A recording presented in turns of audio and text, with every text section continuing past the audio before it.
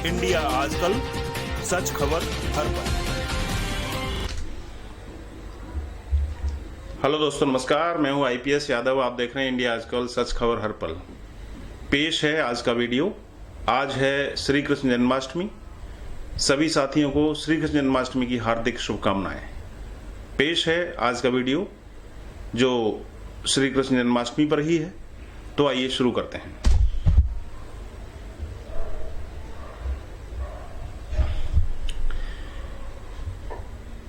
श्री कृष्ण जन्माष्टमी 2020। आइए जानते हैं कान्हा के जीवन की वो बातें जिनको जानना चाहता है समूचा विश्व। श्री कृष्ण के नाम में ही पूरी सृष्टि विद्यमान है। वह नर भी है और वही नारायण भी है। जीवन के हर मूल में वही है। वो सुख में भी है और वो दुख में भी है। इस जन्माष्टमी पर आइए जानते हैं कुछ खास। कृष्ण जन्माष्टमी पर पूरा देश झूम रहा है, और ऐसा हो भी क्यों ना। आखिर उनके चहेते कान्हा का जन्मदिन जो है, भगवान विष्णु के अवतार के रूप में जब वे इस पृथ्वी पर देवकी की 8वीं संतान के रूप में आए तो कंस के अत्याचारों से धरती कांप रही थी। दिन बीतने के साथ ही कंस निरंकुश होता जा रहा था, यहां तक कि उसने अपने पिता, बहन और अपने प्यारे और करीबी दोस्त और जीजा को भी कारागृह में डाल रखा था। भगवान श्री कृष्ण ने न सिर्फ उन्हें इस कारावास से मुक्त कराया, बल्कि संसार को गीता का उपदेश भी दिया। इस जन्माष्टमी पर हम आपको भगवान श्री कृष्ण की उन लीलाओं के बारे में बताने जा रहे हैं जिनकी वजह से वो दुनिया भर में जाने जाते हैं। देवकी और वासुदेव के 8वें पुत्र की हत्या करने के लिए कंस ने दोनों को ही कारावास में डाल रखा था।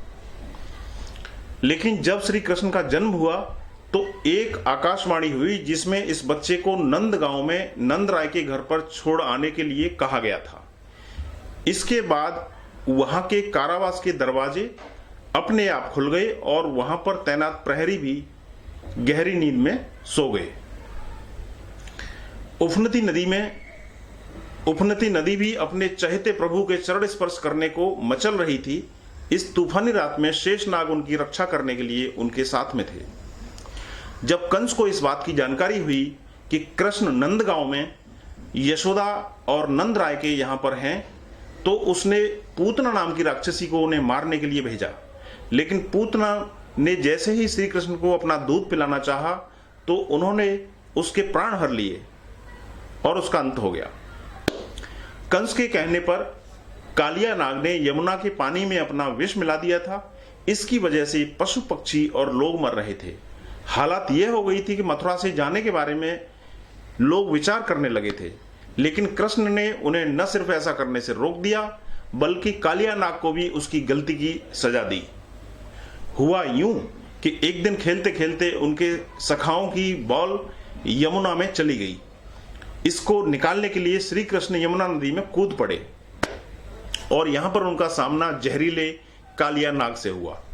उसने काफी कोशिश की कि वो उनको हानि पहुंचा सके, लेकिन उसकी एक नहीं चली और अंत में उसने अपनी हार मान ली और नाग कन्याओं के कहने पर प्रभु ने उसको जीवन दान दे दिया।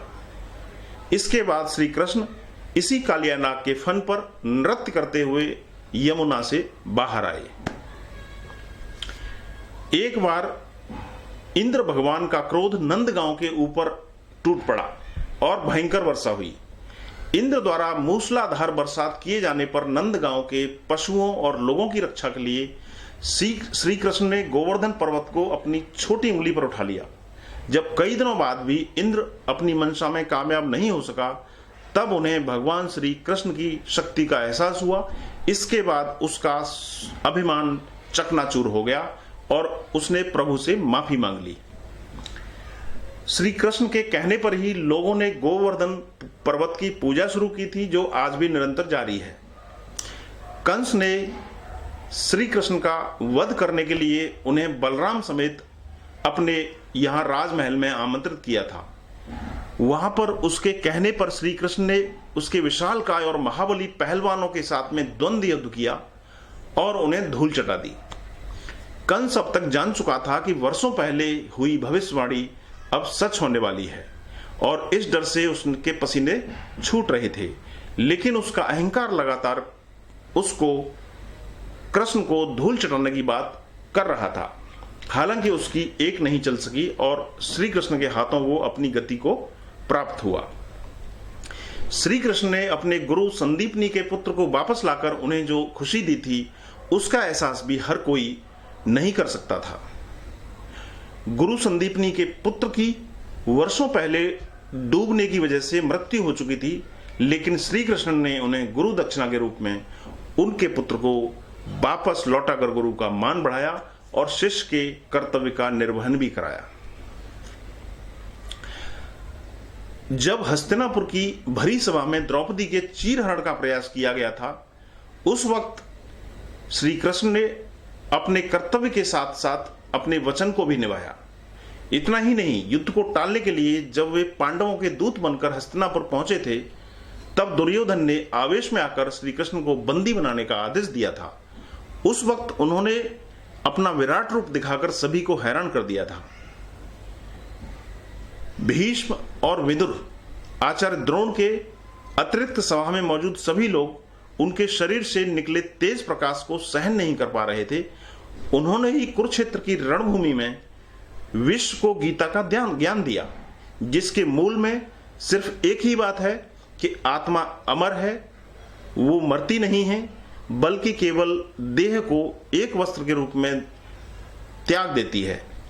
इसलिए मनुष्य को केवल कर्म करने पर विचार करना चाहिए, न कि उससे मिलने वाले फल की चिंता करनी चाहिए। तो दोस्तों, ये था भगवान श्री कृष्ण का संदेश, जो आज श्री कृष्ण जन्माष्टमी 2020 के अवसर मैंने पर आपके सामने पेश किया। अगर आपको वीडियो अच्छा लगा हो तो आप इसको लाइक करें, शेयर करें, सब्सक्राइब करें चैनल को, और कुछ कहना हो तो आप नीचे कमेंट बॉक्स में जाके कमेंट कर सकते हैं।